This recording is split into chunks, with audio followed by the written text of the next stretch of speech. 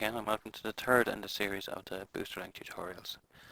In this one I'm just going to show some practical applications for BoosterLink. The first one is a more advanced setup for wrist twist, and I'm going to go through these pretty quickly because I've explained how things work now, so it should be obvious when you follow along, I think and hope. I'm going to select the forearm of the wrist here and split the bones, bone split, here it is down here, into 4, and Booster is asking me to create some keys, which is fine. Okay, now as I split those bones, these other bones have inherited the properties from the bone that they were all part of, which is not what I want. I want them all to be, I don't want them bending on the pitch, I want them twisting. So I just change that lock state there, and I can copy those settings down from previously selected bones. The wrist bone now itself doesn't need to twist because the twisting is going to be happening in the forearm, so I'll lock that channel off as well. As you see, when I split the bones, they need to be rested, so I'll rest those. And now we have our bones there. I'm going to use the rotation of these 3 bones here to achieve the, if I can select them, just save this scene. If I select the bones, can I? Yeah. I'm going to go into just ordinary lightweight rotation here so I can show you what I'm going to do. I'm going to do some additive rotations on those guys there. That'll be about the maximum, that'll be about the minimum. So I'm just going to set that up so that Booster does that automatically with those 3 bones. I know that the wrist should turn 90 degrees left and 90 degrees right. So that's 30 degrees per bone. I'm going to select the main controller bone here and go into Booster. Set limits on that because this is going to be the BoosterLink, the booster driver. Reset the limit. Hold control and drag to 30 degrees. And drag to minus 30. Okay. Reset the value. So that's my limits set on that bone. Probably not quite enough. Oh, that's fine, what I'm thinking. And now I need to link back the other channels to that. So select those, add a link, then we go to maximum value down. Sorry, I selected the wrong bone there. Yeah, that should be fine. So go to maximum value there, and tell it that this should be at, say 20, I think will be fine. Go back down here and go to minimum value, and set this one to, this is just like setting a keyframe for minimum value. That should be fine. And reset that now. Go to this one, add a link, and do the process again. Go to maximum rotation, and let's say it's like setting a keyframe.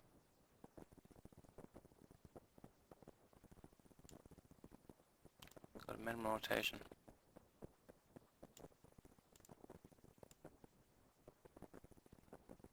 And that should be fine. Okay, I'm going to change this node to an FK control as well, so that I only have to click and drag on it and reset its value. Just make sure that my object itself, yeah, I just set that subpatches to 3 just for demoing this, and click and drag. Oh, we've got the hand able to go around 180 degrees, and nice deformation along the arm there, along the forearm. So it's a pretty nice application for the link and for FK. Now what have I done? I want to link that. I want to reset the value. Okay, so we're back there. Also, you'd probably turn off these 2 bones as well. You would need to be looking at those because they're not really active. They're controlled automatically.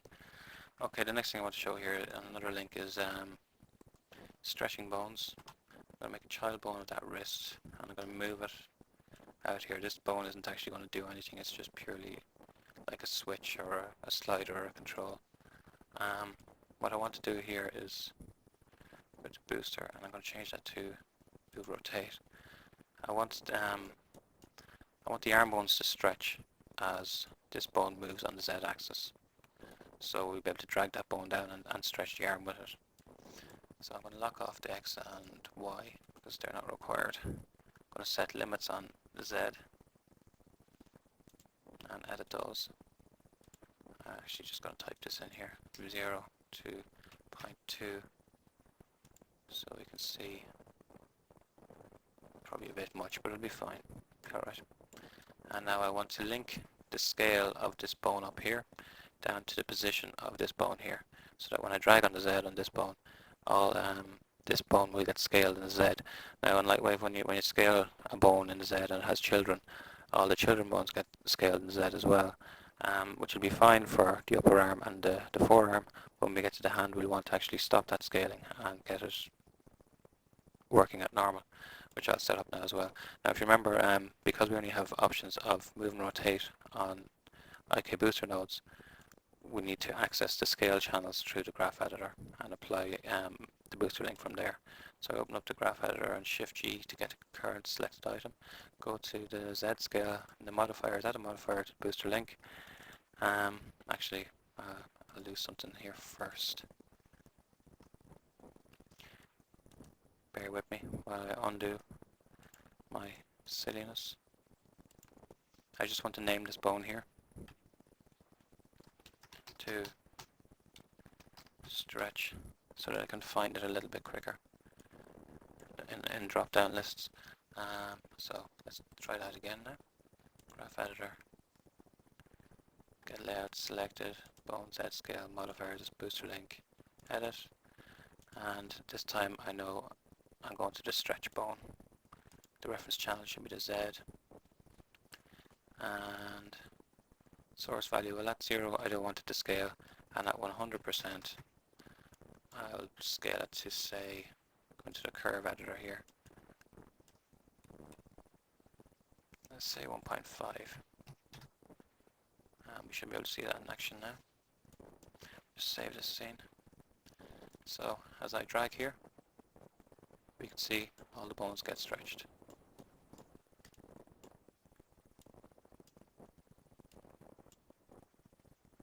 That's handy. But as I said, we don't want to stretch the hand bones. We just want to stretch the arm. So we just put another link on that one again. Same process. Modifiers, add modifier, booster link. Choose the stretch bone to the Z channel at 100%. We're going to lower the value this time. And since the other one was 150, this one should be 66 or 0.66. 66666.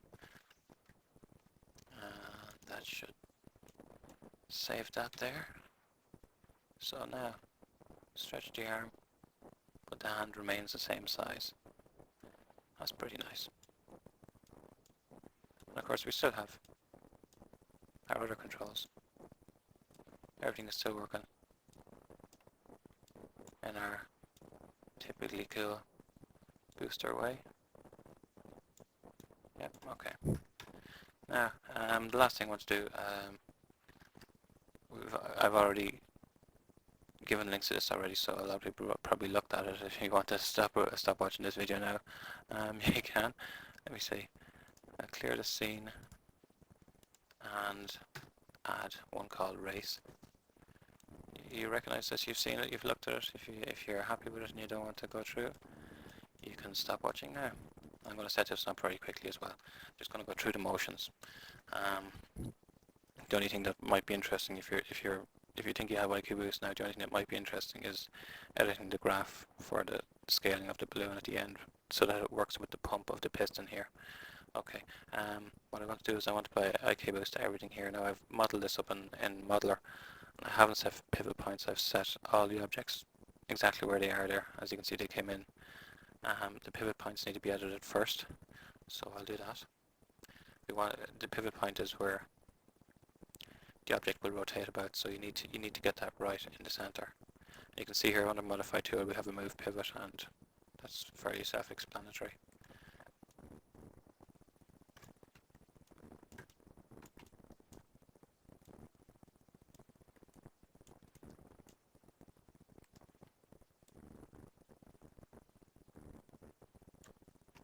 Just check this one on top view.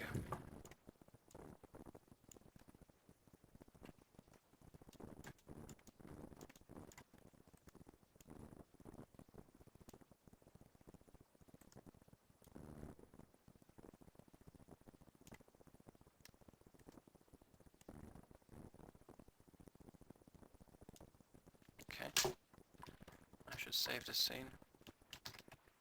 Got a racy. Okay, now I've got my pivot point set up. I want to apply IK Booster to all my items. Because they're all from one object and they're straight out of the modeler and I haven't set up relationships here, the easiest thing for me to do is add a null to the scene. Open the scene editor, select my objects and make them all children of the null. All this does for me really is it lets me apply IK Booster to the null and it automatically gets applied to everything else in the scene. It saves me having to apply to everything individually. Just laziness. Okay. Now I want this wheel to be the driver, so I'm going to set the limits on this wheel. Let's edit those limits. The defaults are minus 180, 180. I'll set that to 0, 360. It should be easy for calculation purposes as we move on. I know that this second one here has half the number of teeth as the first one, so I'm going to add a link. And as this has gone to 360, I know this one should be double because it has half the teeth.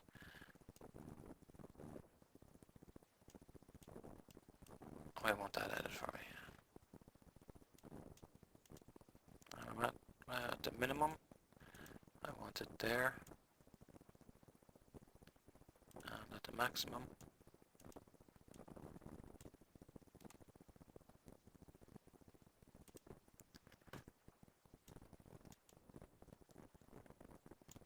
At 100, I'm just going to add a key at 100.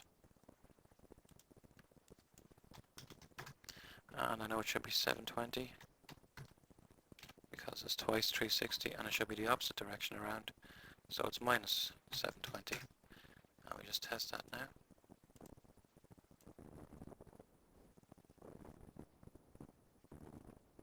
That pivot isn't set very well either, is it? And yeah, I realise that's not working yet. Let me see. I probably did something wrong with the linking actually. Just reset that pivot because it's not very good. There are third-party tools and probably some in LightWave as well for setting pivots. I normally set my pivots in Modeler, but for the purpose of this tutorial, it's nothing to worry about. Now we have to see what's wrong with this. The link is probably wrong. I just change item. Now we can see the link is gone to that. But this isn't quite correct. I'm going to bring this back to 0 and reset this value.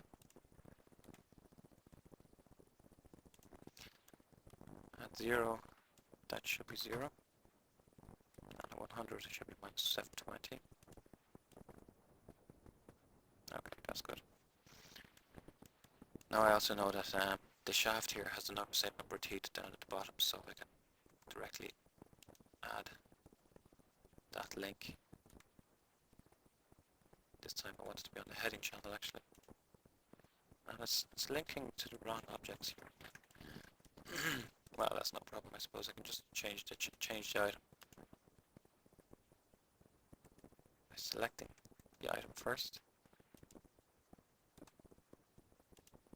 And you can see the link has gone to the right place now. And I need to change the channel to pitch because it will default to the same channel as the one I'm using, which is heading. I need to change that to pitch and set my limits. 0, 0 is correct. Oops. I'm just dragging on that to make sure it's got a key in there. And I'll put that to 360. and this one should go to 720. Actually, let's just edit out the graph because it's probably a bit faster.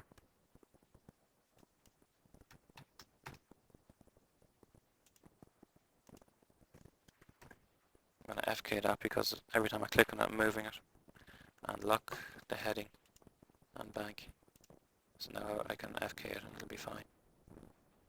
I think my pivots are quite bad. Not to worry. Okay, next thing to do is spin this one. And I'm getting 2 rotations on the shaft, so that's 2 teeth of this guy. So at full rotation, set that back to 0 rotation before I add a link on this. And that'll be fine. Bring up to full rotation and rotate that around 2 teeth. 1, 2. Or should that be 60? Probably should. Okay, let's test that. Yeah, that looks okay. Now we can see this guy should, this isn't going to be a booster link at all, this should be just simply a child of this guy. So, and that's layer 4 and that's layer 3, so I need to set layer 4 under with the M key for motion and change the parent to layer 3. And now as you can see, it rotates with it. But of course, I want this guy to remain pointing at the piston itself, the cylinder, so on the pitch channel, the green channel, under motion options again, on the pitch controller, I'm going to say point at target. And I need to find out what item that is. It's layer 1. So I'm going to make sure that target item is layer 1. And now as we rotate, see, it's always pointing at it. Nothing new or exciting there. This item, the cylinder itself, I want to move left and over and back. So I'm going to go into booster here and set up a link back to the main driver again. And I'm going to make this a translational because it should only be moving. I'm going to lock off the X and Z, X and Y, sorry. And it should only move on the Z, yeah. Now I need to link the Z channel to the pitch channel of the driver. Add link. Yeah, and I just need to make sure it's change channel pitch. And now, as I go to 360, you can see I haven't got a full rotation or even a half rotation on this wheel here. That's not going to be very useful now, so probably the best thing to do is increase these limits here, edit the limit, and let's multiply them by 100. Now before, you can use all these numeric inputs as calculators in LightWave. But before you do, make sure that you're not multiplying 360 degrees. You see the little degree symbol by 100? Just multiply 360 by 100 and it'll figure out the degrees. Otherwise, let's even make it 1000. Otherwise, it won't calculate correctly. Let's just do that actually, just to show the example. If I times that 1000, it stays at 360 degrees. It didn't understand what I was doing, so I take out the degree symbol and times at 1000. It's worked correctly now. And I'm going to have to go back through these items and times them 1000 in their graph editor for their maximum key value here. So remove the degree symbol, multiply by 1000.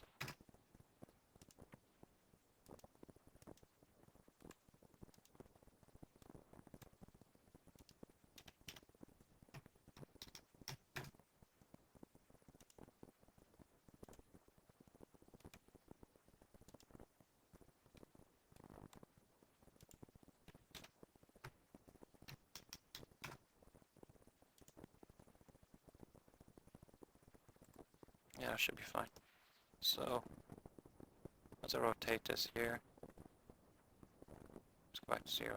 Now that gets to full rotation there, which is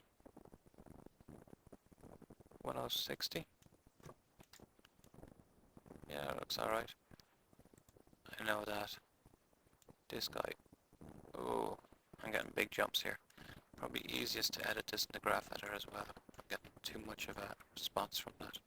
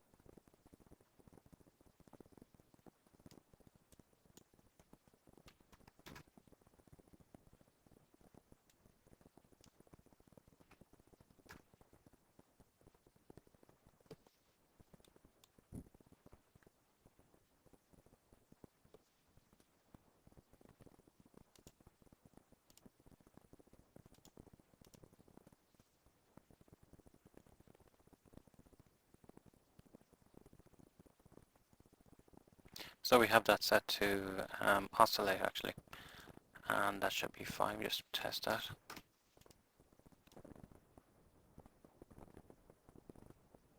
Yeah, it's fine.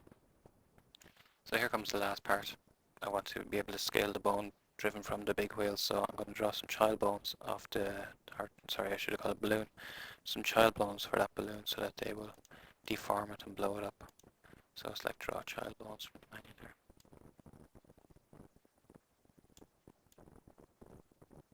Okay, we rest those bones. I think I've drawn that one a bit sideways.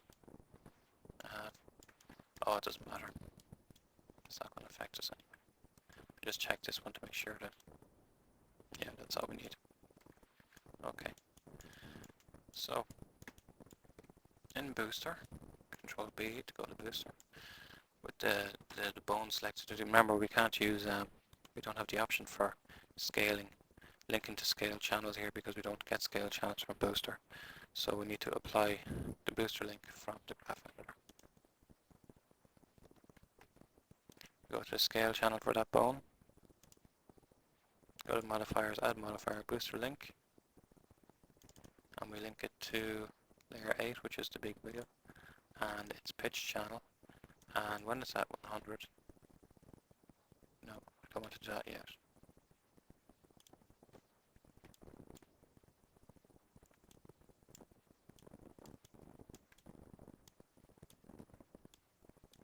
We want to spin this until we see the piston is ready to pump, which is just there.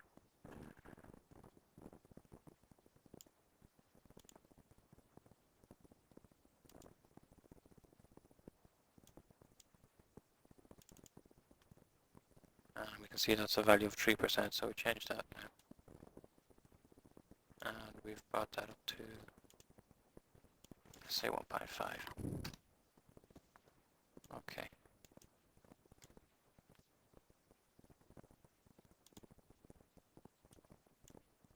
And if we spin that again to the pump,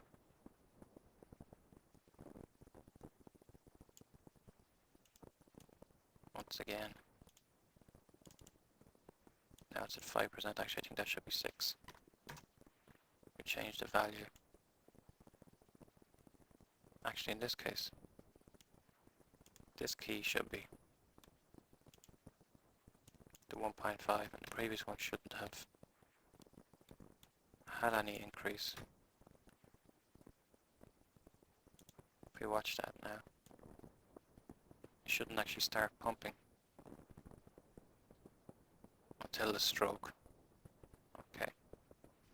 Now I just want to copy those scale channels to the X and Z, I think it is, in the graph editor. So we copy that modifier, go to the X and paste, go to the Y and paste. And we can turn on all the 3 channels, and we can add some keys manually.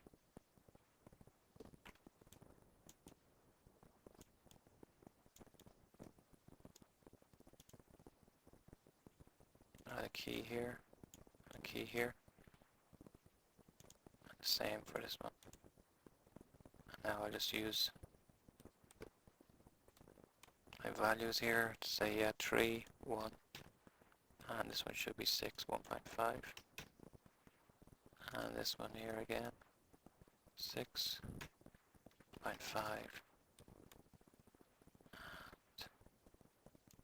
3, 1. Now we need to change those curves to post behavior to offset repeat.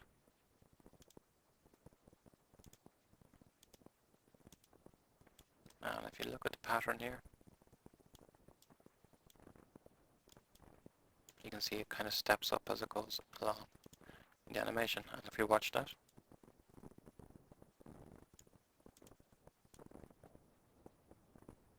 on every stroke, the balloon will swell a little bit more. Of course, you can download this scene and check it out.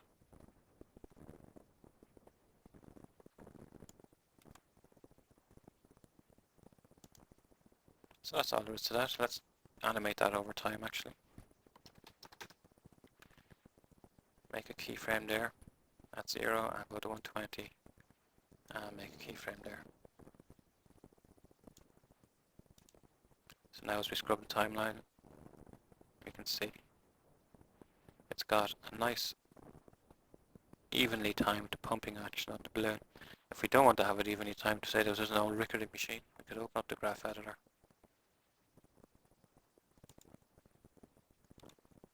This way is handier because it gets the channel straight away. We change those TCB splines to make it nice and smooth.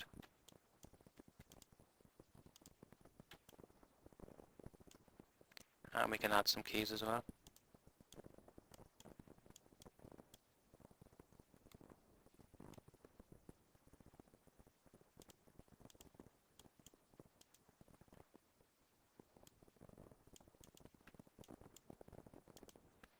Of course I need to change those TCBs. You can see that nice smooth. So now that the timing of it is all played around with, all messed up. You can see there was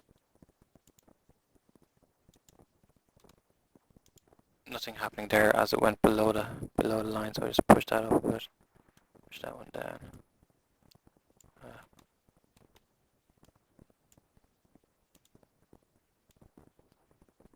And now she's pumping away at an erratic speed.